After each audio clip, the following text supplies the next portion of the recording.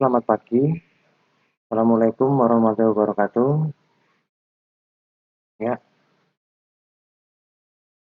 nah, pada kesempatan ini kita akan bertemu kembali pada materi pembelajaran tentang cara kerja booster RAM. Ya, pada cara kerja booster RAM. Booster RAM itu adalah merupakan perlengkapan tambahan yang ada pada sistem RAM. Yang akan kita bahas lebih lanjut. Yang nanti akan kita bahas tentang pengertian booster RAM itu apa, kemudian komponen utama pada booster RAM, kemudian cara kerja dari booster RAM, kemudian cara pemeriksaan kinerja atau kerja dari booster RAM itu sendiri.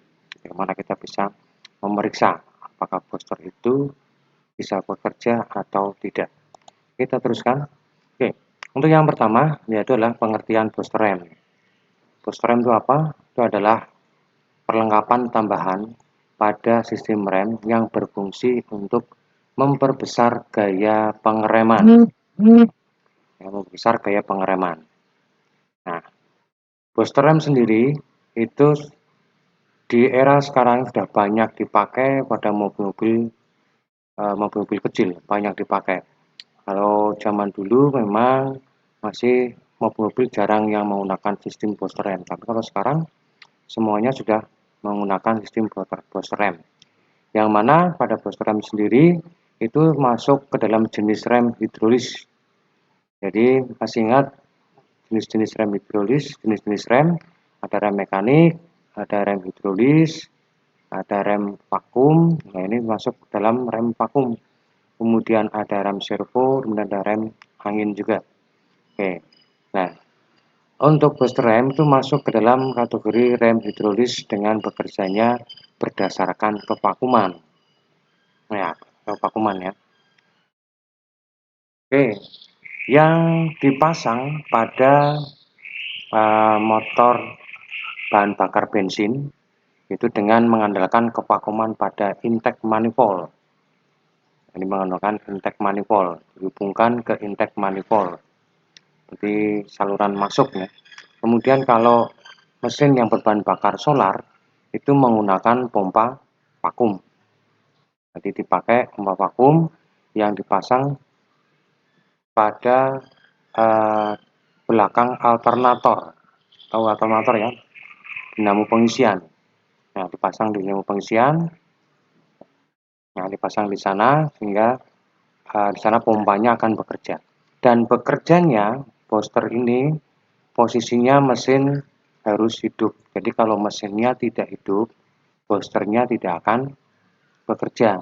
Seperti contoh yang pada mesin bahan bakar bensin, itu kalau mesinnya mati, maka kan tidak ada kevakuman yang dia dapatkan dari intake manifold. Sama juga dengan bahan bakar solar yang menggunakan pompa vakum. Nah, pompa vakum itu digerakkan melalui apa tadi? Dinamo pengisian. Nah, dinamo pengisian di situ. Oke, kita teruskan ya. Nah, ini adalah komponen utama booster RAM. Jadi kita harus tahu komponen-komponen utama yang ada di dalam booster RAM sendiri. Nah, pada booster RAM itu terpasang di mana? Dipasang di antara pedal rem dan master cylinder rem. Jadi di antara pedal rem dan master cylinder rem yang biasanya berwarna hitam yang dipasang di dekat dengan mesin warna hitam di situ. Itu namanya adalah booster rem. Kita ingat booster adalah penguat ya, penguat tenaga. Oke, kita bahas satu persatu apa saja yang ada di dalam komponen-komponen booster rem. Nah, satu di situ ada karet diafragma. Jadi di dalam booster rem di sana terdapat karet diafragma. Nah, karet diafragma yang nanti akan membatasi antara ruang A dan ruang B. Kemudian ada katup udara. Dua itulah katup udara. Ada katup udara yang nanti akan membuka saat pedalnya akan diinjak. Kemudian ada katup vakum yang akan membuka dan menutup saat ada pergerakan dari push rod. Kemudian ada tuas pendorong. Tuas pendorong, di sini ada tuas pendorong 4 itu yang nanti terhubung dengan pedal rem tuas pendorongnya. Kemudian nomor 5 adalah katup pengontrol vakum. Nah, ini ada katup pengontrol vakum yang dilengkapi dengan pegas. Nah, jadi akan mengontrol kerja dari vakum. Nah, nanti pegasnya itu yang berfungsi untuk mengatur membuka dan menutupnya dari katup vakum sendiri. Kemudian 6 adalah tuas reaksi. Ya, tuas reaksi di situ. Jadi ada gerak reaksi nanti akan menutup dan membukanya. Kemudian 7 di sana ada diafragma atau pistonnya. Kemudian 8 itu adalah pegas pengembali. 8 pegas pengembali di situ bisa kita lihat. Ada pegas pengembali yang besar. Kemudian 9 adalah saluran yang menuju ke intake manifold atau menuju ke pompa vakum untuk mesin diesel. Kemudian nomor 10 adalah katup satu arah. Jadi satu arah itu jadi dia hanya bisa membuka kemudian akan mengalirkan udara pada satu arah, jadi tidak bisa bolak-balik. Nah, seperti itu. Inilah komponen-komponen utama pada booster rem. Ya, komponen utama di booster rem. Jadi di dalamnya ada beberapa komponen, sekitar 10 komponen yang ada di dalam komponen utamanya. Oke, untuk komponen-komponen kita sudah bahas. Nah, oke, kemudian kita teruskan dengan berikutnya. Nah, inilah cara kerja dari booster rem.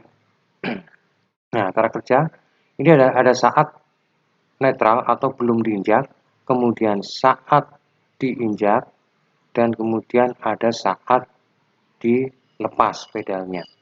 Jadi ada 3 tahap untuk proses cara kerja dari booster rem. Yang pertama adalah saat netral atau bebas, jadi pedal belum diinjak. Kemudian saat yang kedua, kerja yang kedua adalah saat pedal diinjak. Nah, kemudian yang terakhir adalah saat pedal dilepas. Oke, kita bisa pelajari, kita bisa lihat langkah-langkahnya. Nah, saat tidak diinjak, jadi tidak ada gaya tekan. Nah, saat tidak diinjak atau netral, berarti tidak ada gaya tekan pedal. Nah, tidak ada gaya tekan. Nah, posisi seperti ini, di mana pegas reaksi yang nomor 8 tadi, itu mendorong katup pengendali ke arah katup udara. Ya, ke arah katup udara. Kemudian menutup dan katup vakum akan membuka. Ya, menutup dan katup vakum akan membuka. Nah, di situ kalau terbuka, maka ruang A dan ruang B itu akan terhubung. Jadi istilahnya di dalam booster rem kita bagi ada ruang A dan ruang B. Ruang di depan piston dan ruang di belakang piston.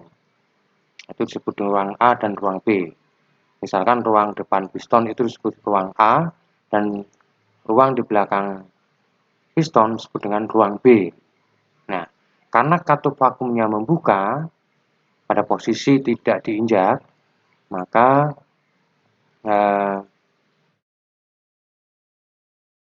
ruang A dan ruang B terhubung. Nah, ini kita bisa lihat. Ya, bisa kita lihat nanti kita lihat dari gambar yang ada. Nah, oke. Kemudian tekanan ruang A dan ruang B itu seimbang, sama ya, seimbang.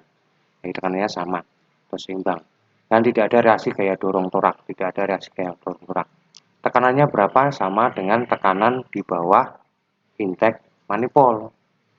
Tekanan yang udara itu sama dengan tekanan yang berada di bawah intake manifold. Oke, kemudian pegas pengembali itu mampu menekan torak ke posisi sebelum bekerja. Dia bisa mendorong torak ke posisi ke belakang. Nah, itu ya. Oke, kita lihat dari gambarnya. Nah, dari sini bisa kita lihat, ini saat pedal rem tidak diinjak. Berarti ada ruang A dan ruang B. Ini ruang A, misalkan di sini ada ruang A. Ini yang di belakangnya adalah ruang B. Nah, karena terbuka, atupnya katup vakumnya terbuka, maka udara di sini yang di ruang A bisa masuk atau bergabung ruangannya dengan ruang B karena dia terbuka di sini. Ya, ini terbuka ya. Nah, jadi bisa masuk, udaranya bisa masuk ke sini karena dia terbuka. Itu ya. Oke. Itu pada posisi belum diinjak.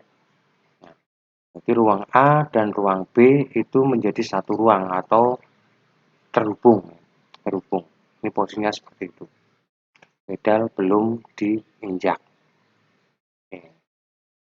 Nah, tekanan yang ada di sini adalah seimbang atau dia sama dengan tekanan di bawah intake manifold. Kemudian kalau tekanan atmosfer di sini adalah ini ada bot ya, ada bot atau tutup karet yang ada di sini, tutup karet, ada botnya tutup karet.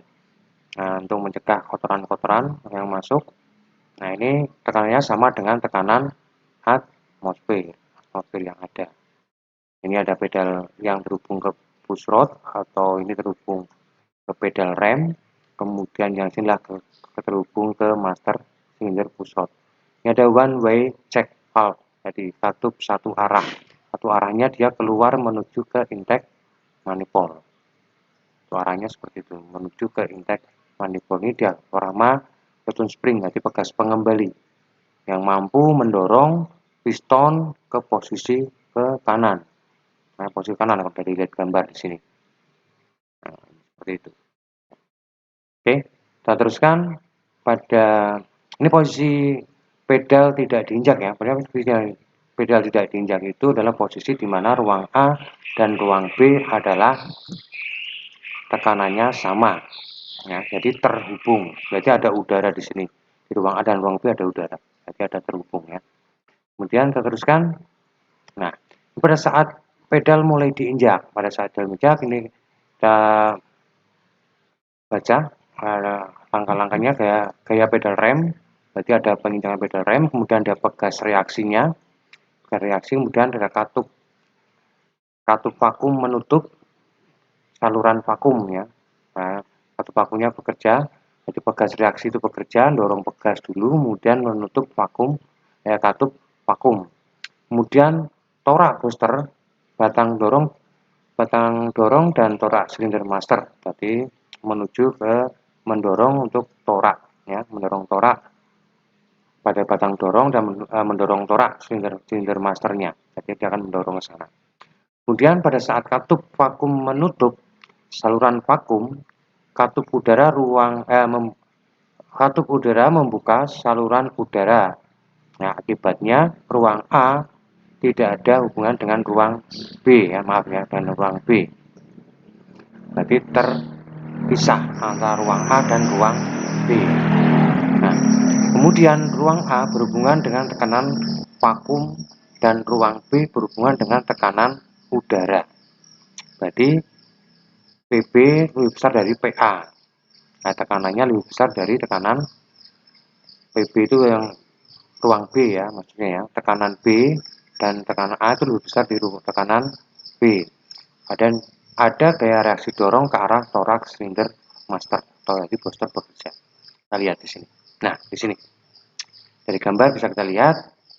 Nah, kalau pedal ini didorong, nah ini dari pedal, ya, pedal rem didorong, maka dia akan mendorong melalui push rod, brake push rod ini, dia akan mendorong piston dan kemudian pegas ini dia akan membuka, dia akan menutup, dia akan menutup ruang vakum di sini. Ini akan tertutup. Nah, ruang vakumnya tertutup.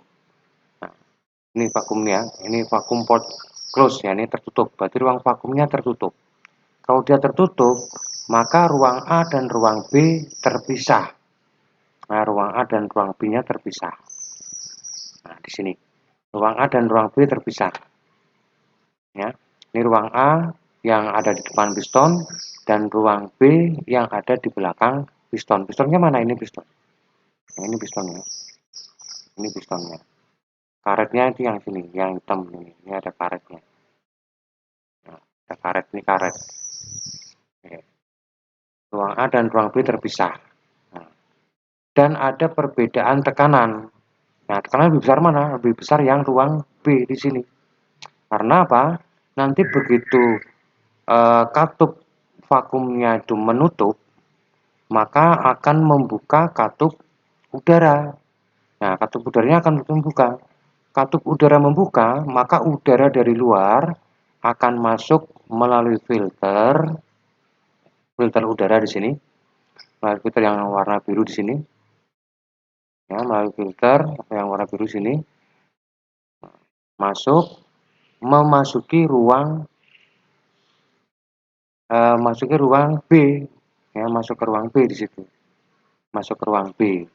Nah, masuk ruang B, berarti udara luar tuh masuk ke ruang B di sini, ya, masuk ke ruang B, udara luarnya masuk ke ruang B di sini. Nah, udara luar mendorong, ya, karena perbedaan tekanan, maka udara luar ini membantu mendorong torak, seperti dia seperti sifat udara sendiri. Sifat udara adalah apa? Mengisi ruang yang kosong. Sehingga tadi vakum, ruang A dan ruang B vakum. Nah, maka cenderung udara luar ingin mengisi ruang yang kosong, itulah sifat udara. Nah, dia akan mengisi ruang kosong di sini. Jadi karena dia tertutup, maka dia akan mengisi di ruang B. Nah, di ruang B dia akan mampu membantu mendorong torak, ya, mendorong torak di situ, mendorong torak sehingga gaya penekanan pedal itu akan lebih ringan. Ya, bisa kita contohkan, mungkin sudah pernah mainan itu ya, suntik suntik untuk orang sakit itu, atau biasanya dipakai untuk memasukkan tinta pada printer, ya, ada karetnya hitam itu. Contohnya seperti itu. Jadi kalau depan itu kita tutup, pada jarum itu kita tutup, kemudian kita tarik ke belakang, kita balik ke belakang karetnya, kita tarik ke belakang karetnya, maka, ya, kita tarik ke belakang karetnya, maka ruang di depan karet tersebut adalah vakum. Jadi kalau ini kita tutup, kemudian kita tarik, ya, ini akan vakum. Nah, kalau ini vakum, kalau kita lepas bagaimana? Nah, dia akan menuju ke udara luarnya, akan mendorong karet tersebut, ya, mendorong karet, jadi akan mengisi ruang yang kosong. Ini adalah ruang yang kecil kalau yang di suntikan tersebut, tapi di booster lebih besar ruangannya, jadi vakumannya lebih besar. Jadi gaya kemampuan untuk mendorongnya dia akan lebih besar juga. Begitu. Itu pada prinsipnya kalau posisi pedal rem diinjak. Jadi kalau pedal rem diinjak, itu udara luar cenderung akan mengisi ruang B yang kosong, yang tadinya vakum. Nah, jadi yang membantu mendorong injakan pedal atau gaya pengereman itu adalah udara luar. Udara luar ini akan membantu mendorong piston. Nah, kita contohkan tadi dengan menggunakan suntikan. Oke. Paham ya untuk kerja pada saat diinjak. Nah, sekarang kalau posisinya injakan pedal itu kita tahan, jadi tidak kita injak maksimal, ya. Kita tahan, kita ngeremnya hanya sedikit. Nah, kita ngeremnya sedikit, maka ruang katup udara itu akan menutup. Nah, katup udara menutup sehingga tidak ada udara yang masuk kembali ke ruang B. Nah, tidak ada udara yang masuk kembali ke ruang B. Nah, begitu ya. Jadi kalau katup udara tidak menutup, maka begitu kita injak, remnya langsung ngeremnya langsung maksimal, langsung kenceng, ya, langsung bisa berhenti rodanya. Jadi untuk mencegah roda untuk langsung berhenti, itu saat itu saat kita injak pedalnya dan berhenti kita injak, maka udara yang dari luar itu juga akan berhenti masuk ke ruang B. Nah, sehingga torak tidak mendorong maksimal ke masker silinder. Itu seperti itu. Kemudian kalau kita injak lebih lanjut, maka katup udaranya itu juga akan membuka kembali, sehingga akan didapatkan tekanan maksimal, ya, tekanan maksimal dari udara untuk mendorong dari piston pada booster. Begitu, bisa dipahami ya. Oke. Kemudian yang terakhir pada kerjanya yaitu adalah saat kembali ya, saat kembali atau saat pedal dilepas. Nah, saat pedal dilepas, ya tidak ada gaya dorong dari pedal, berarti pedalnya dilepas, tidak ada gaya dorong dari pedalnya. Kemudian pegas katup pengendali mendorong katup pengendali ke arah katup udara menutup udara. Jadi yang pertama menutup, jadi saat pedal dilepas itu yang pertama menutup adalah katup udara dulu. Katup udara menutup, ya. Kemudian saluran vakum itu akan terbuka. Nah, jadi setelah udaranya menutup, katup udara menutup, kemudian baru katup vakumnya akan membuka. Katup vakumnya membuka. Sehingga ruang A dan ruang B bisa terhubung kembali. Begitu. Ya, bisa terhubung kembali. Nah, bisa terhubung kembali dan tekanannya akan sama ya, tekanannya akan sama lagi. Nah, udara yang tadi di ruang B, maka dia akan dihisap kembali ke intake manifold. Nah, di sini ruang A berhubungan dengan ruang B kembali ya. Ke ruang B sama dengan ruang A. Tekanan vakum reaksi gaya dorong torak hilang. Jadi tekanan udara tadi yang di ruang B itu yang mendorong itu akan hilang. Tekanannya sama. Jadi di depan torak dan di belakang torak atau ruang A dan ruang B-nya sama. Oke. Kemudian pegas mengembali torak booster terus mendorong pada posisi tidak direm. Jadi pegas mengembali pada booster, pegas yang besar yang nomor 8 tadi akan mendorong piston kembali ke posisi awal. Nah, jika melepas injakannya sedikit, nah ini saat pedal rem ditekan, gerakan kembali katup pengendali terhenti. Nah, katup pengendali akan terhenti. Torak terus bergerak hingga saluran vakum tertutup lagi. Begitu. Ruang B kembali berhubungan dengan tekanan atmosfer. Ini yang tadi yang saya jelaskan. Jadi kalau misalkan kita menginjaknya sedikit, tidak kita injak maksimal, maka katup udaranya di situ akan menutup, ya, akan menutup. Kemudian menutup sehingga tidak ada udara yang masuk ke ruang B, sehingga tekanan atmosfer itu tidak mendorong penuh, pada torak, ya, pada toraknya. Jadi tergantung dari kehendak dari sopirnya. Jadi kalau kita injak tidak kita injak maksimal, juga tekanan yang diharapkan atau tekanan yang untuk membantu mendorong pada pedal atau pada rem itu bisa kita kendalikan. Nah, jadi tidak langsung kita buka, kita injak terus kemudian udara masuk semua dan akan ngerem secara maksimal, enggak. Jadi bisa kita kendalikan dengan mengatur katup udara, ya, katup udara. Jadi selama kita injak pedal, kita lakukan injakan pedal, maka katup udaranya dia akan membuka. Tapi kalau injakan pedal itu berhenti, maka katup udaranya akan menutup sehingga tidak ada udara yang masuk kembali ke ruang B, begitu. Nah, itu adalah langkah-langkah kerja, ya, kerja dari booster rem. Oke, kita ulangi. Jadi langkah kerja booster rem itu ada saat netral atau pedal belum diinjak, di mana ruang A dan ruang B adalah posisinya sama, tekanannya sama. Kemudian di kemudian yang kedua adalah saat pedal diinjak. Saat pedal diinjak, katup vakumnya akan menutup, ya, akan menutup antara ruang A dan ruang B. Kemudian katup udaranya dia akan membuka. sehingga udara dari luar akan masuk ke ruang B membantu mendorong piston. Nah, begitu ya. Nah, kemudian saat dilepas, maka katup udaranya nutup dulu. Katup udara nutup, kemudian baru katup vakumnya membuka. Sehingga ruang A dan ruang B terhubung kembali. Nah, udara yang tadi di ruang B akan dihisap kembali oleh intake manifold atau pompa vakum. Sehingga ruang A dan ruang B kembali ke semula pada posisi vakum. Ya, gitu. Oke, demikian untuk kerja dari booster rem. Nah, kemudian yang terakhir di sini adalah pemeriksaan tes bekerjanya booster rem.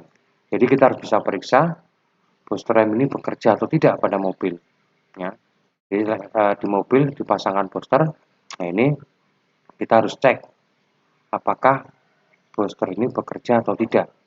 Biasanya itu lebih mudah kita pakai rem dan remnya kalau berat itu berarti boosternya tidak bekerja. Itu secara umum seperti itu. Tapi kita bisa melakukan pemeriksaan. Yang pertama, ada pemeriksaan bekerjanya booster. Yang kedua, pemeriksaan adalah kekedapan udara pada booster itu sendiri. Ya. Yang pertama, kita lihat yang pertama, ini memeriksa bekerjanya booster rem. Yang pertama adalah injak pedal rem beberapa kali. Jadi kita injak pedal rem, kita injak beberapa kali. Posisi mesinnya mati. Mesinnya tidak hidup, mati ya. Pastikan tidak ada jarak perubahan. Jadi kalau kita injak, ya tekanannya, injakannya segitu terus, tidak rubah-rubah. Jadi jarak cadangan ya, oke, gitu. Kemudian yang kedua adalah injak pedal rem. Jadi sekali kita injak terus gitu ya. Kita injak, kemudian kita start mesinnya. Nah, kalau pedal rem sedikit menurun, berarti booster rem bekerja dengan baik. Nah, itu berarti booster rem bekerja. Kalau saat tadi kita injak, kemudian kita start mesinnya, kalau ini turun sedikit injakannya, maka booster rem bekerja. Itu pemeriksaannya seperti itu. Kemudian yang kedua ada pemeriksaan adalah kekedapan udara pada booster rem. Kekedapan udara. Ya. Bisa membedakan kan antara kekedapan udara dengan vakum?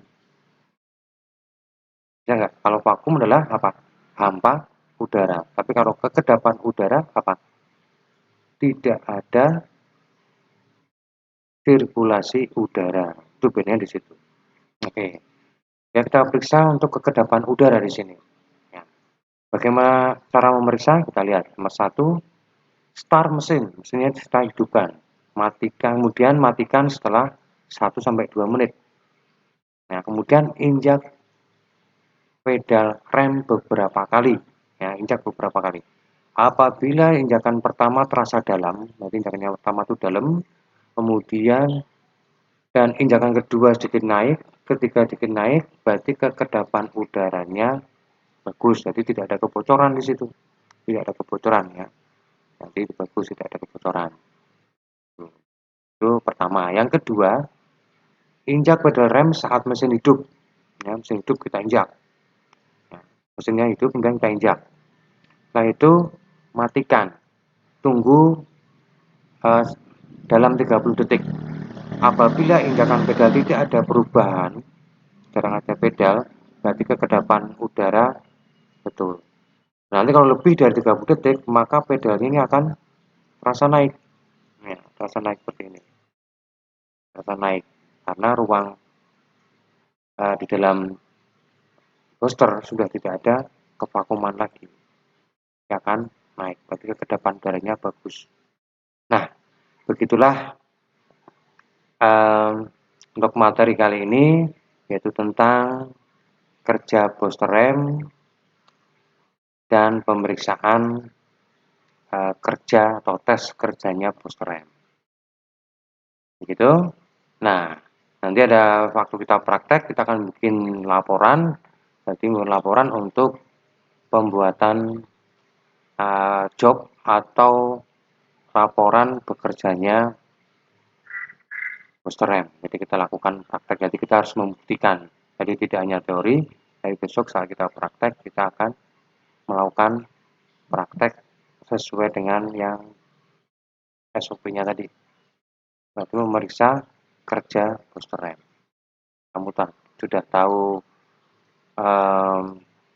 materinya, berarti bekerjanya booster, dan kemudian kita praktekkan untuk membuat apa? Untuk untuk tes bekerja booster rem. Gitu. Ya, terima kasih pada video kali ini, mudah-mudahan bermanfaat, dan kita akan ketemu lagi di video berikutnya yang tentunya akan lebih baik kembali. Terima kasih. Kita akhiri.